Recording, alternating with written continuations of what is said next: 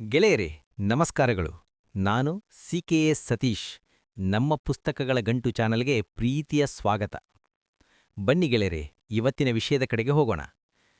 ಹೋಟೆಲ್ನಲ್ಲಿ ಇಡ್ಲಿ ಜೊತೆ ಸಾಂಬಾರ್ನ ತಿಂತೀವಲ್ವಾ? ಅದೇ ರೀತಿಯ ಸಾಂಬಾರ್ನ ನಾವಿವತ್ತು ಮನೆಯಲ್ಲೇ ಹೇಗ್ ಮಾಡೋದೆಂದು ನೋಡೋಣವೇ? ಮೊದಲಿಗೆ ನಾವು 3 ಉಳ್ಳಾಗಡ್ಡೆಯನ್ನ ಕಟ್ ಮಾಡಿಕೊಂಡು ಇಟ್ಟುಕೊಳ್ಳೋಣ ಮತ್ತು 4 ಟೊಮ್ಯಾಟೊ ಹಣ್ಣುಗಳನ್ನ ಕಟ್ ಮಾಡಿಕೊಂಡು ಇಟ್ಟುಕೊಳ್ಳೋಣ. ಜೊತೆಗೆ 6ರಿಂದ 8 ಹಸಿಮೆಣಸಿನಕಾಯಿ ತೆಗೆದುಕೊಳ್ಳೋಣ. ಅರ್ಧ ಕಪ್ಪು ತೊಗರಿಬೇಳೆ ಮತ್ತು ಮುಷ್ಟಿಯಷ್ಟು ಕೊತ್ತಂಬರಿಯನ್ನ ಕಟ್ ಮಾಡಿಟ್ಕೊಳ್ಳೋಣ. ಇವುಗಳ ಜೊತೆಗೆ 1 ಗಡ್ಡೆ ಬೆಳ್ಳುಳ್ಳಿಯನ್ನ ಸುಲಿದಿಟ್ಟುಕೊಳ್ಳೋಣ.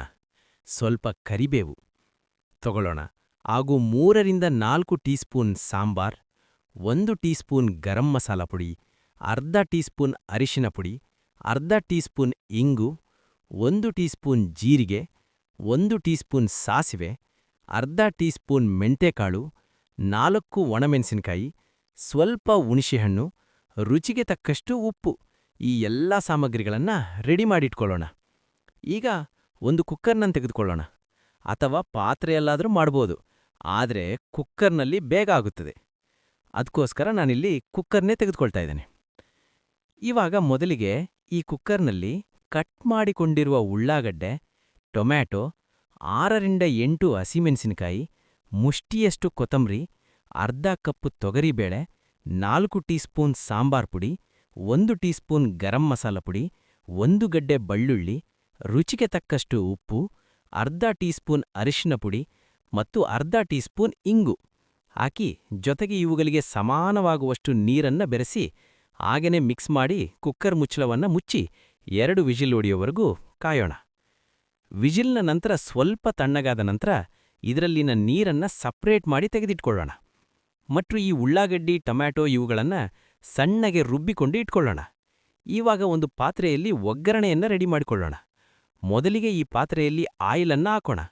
ಆಯಿಲ್ ಕಾದ ನಂತರ ಅರ್ಧ ಟೀ ಸ್ಪೂನ್ ಮೆಂತೆಕಾಳು, 1 ಟೀ ಸ್ಪೂನ್ ಜೀರಿಗೆ, 1 ಟೀ ಸ್ಪೂನ್ ಸಾಸಿವೆ, 1 ಗಡ್ಡೆ ಸುಳಿದಿರುವ ಬೆಳ್ಳುಳ್ಳಿ ಬೇಳೆ, 10 ಕರಿಬೇವು ಎಲೆ, 4 ಒಣಮೆಣಸಿನಕಾಯಿ ಹಾಕಿ ಸ್ವಲ್ಪ ಫ್ರೈ ಮಾಡ್ಕೊಳ್ಳೋಣ.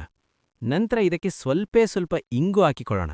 ಯಾಕಂದ್ರೆ ಮೊದಲಿಗೆ ಹಾಕಿರ್ತೇವೆ, ಅದಕ್ಕೋಸ್ಕರ ಘಮ ಬರಲಿ ಎಂದು ಇವಾಗ ಸ್ವಲ್ಪ ಹಾಕಿರೋದು.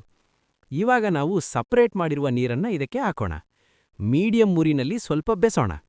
ಇವಾಗ ಇದು ಬೇಯ್ತಾ ಇದೆ. ಇದಕ್ಕೆ ಸ್ವಲ್ಪ ಘಮಗೋಸ್ಕರ ಸಾಂಬಾರ್ ಮಸಾಲ ಪುಡಿಯನ್ನ ಹಾಕೋಣ. ಹಾಕಿದ ನಂತರ ಮಿಕ್ಸ್ ಮಾಡೋಣ. ಮಿಕ್ಸ್ ಆದ ನಂತರ ಸ್ವಲ್ಪ ಬೆಲ್ಲ ಹಾಕೋಣ. ಮತ್ತೆ ಮಿಕ್ಸ್ ಮಾಡೋಣ. ಇದಾದ ನಂತರ ರುಬ್ಬಿಕೊಂಡಿರುವ ಪೇಸ್ಟನ್ನು ಇದಕ್ಕೆ ಹಾಕ್ಕೊಂಡು ಮಿಕ್ಸ್ ಮಾಡೋಣ. ನಂತರ ಹುಣಸೆಹಣ್ಣಿನ ಹುಳಿಯನ್ನ ಹಿಂಡೋಣ. ಹಾಗೇನೆ ಸಾಂಬಾರ್ಗೆ ನಿಮಗೆ ಎಷ್ಟು ಬೇಕೋ ಅಷ್ಟು ನೀರನ್ನ ಹಾಕಿ, ಆದರೆ ಜಾಸ್ತಿ ಹಾಕ್ಬೇಡಿರಿ. ನಂತರ 3ರಿಂದ 4 ನಿಮಿಷ ಮೀಡಿಯಂ ಉರಿನಲ್ಲಿ ಬೇಯಿಸೋಣ. ಇವಾಗ ರೆಡಿಯಾಯಿತು ನೋಡಿ, ಘಮ ಘಮ ಸಾಂಬಾರ್.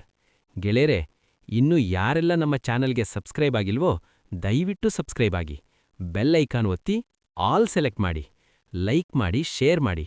ಗೆಳೆಯರೇ, ಸಾಂಬಾರ್ ಇದನ್ನು ಇಡ್ಲಿ ಜೊತೆಗೆ ಹಾಕಿಕೊಂಡು ತಿಂದ್ರೆ ಸೇಮ್ ಟು ಸೇಮ್ ಹೋಟೆಲ್ನ ಸಾಂಬಾರ್ ತಿಂದ ಹಾಗೆ ಅನಿಸ್ತದೆ.